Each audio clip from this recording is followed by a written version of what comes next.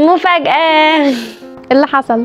بابايا اخيرا وافق ان انا اخد العربية الجديدة منه وننزل نتفسح. طب ما قلتليش ليه يا بنتي من بدري؟ انا كده كده مامتي بتقعد تتحايل عليا اخد العربيه عندي وننزل يعني، بس انا اللي مش بوافق. بجد؟ مكنتش اعرف.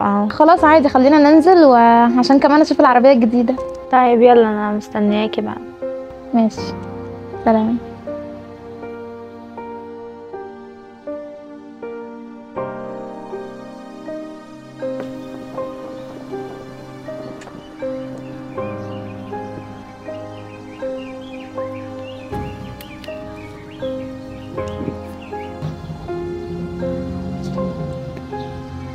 هو انا اديتك كام؟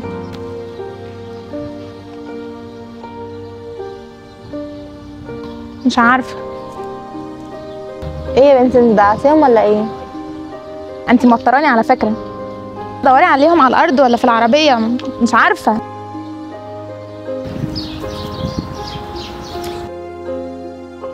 يعني انا اللي موتراها وهي اساسا مضيعه الفلوس؟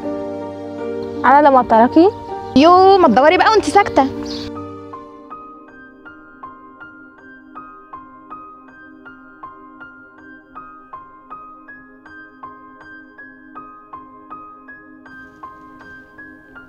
مريم، اعملك شاي معايا؟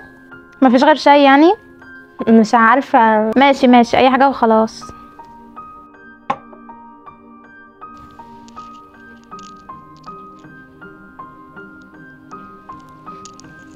هو ماله خفيف كده؟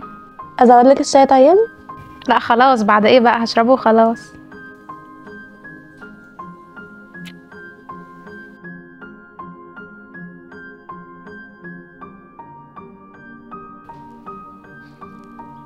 وعملتي ايه بقى مع خطيبك ده؟ كان اسمه ايه؟ عبد الرحمن باين؟ عبد الله. بصراحه هو انسان كويس جدا، بيهتم بالديتيلز، كريم جدا. بصراحه مش بيسيب، يعني مش بيخلي نفسي في حاجه غير لما يعملها لي او يجيبها لي. انت متخيله يا بنتي اخر مره جالنا البيت؟ يا لهوي. ايه يا بنتي، في ايه؟ بصي يا بنتي، عامله عمليات قد ايه؟ بقت شبه العروسه. قال دي كل الرجاله بتحبها. والله على ايه يعني؟ بس اصلا الرجاله عامله ازاي؟ ده احنا على كده بقى ملكات جمال.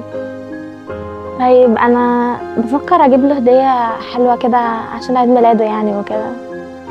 عامله حسابك على كام يعني؟ 2000 مثلا. 2000 جنيه؟ هتجيب له هديه ب2000 جنيه؟ هو انا معايا كام 2000؟ 2000 بس؟ مش معقول. هيجيبوا ايه 2000 دول؟ لا طبعا ما يجيبوش حاجه خالص. يا بنتي 2000 معقول، عادي يعني. لا طبعا، يعني مش عارفه، انا اقل هديه مثلا بجيبها 10 ولا حاجه. معرفش بقى انتي ايه نظامك.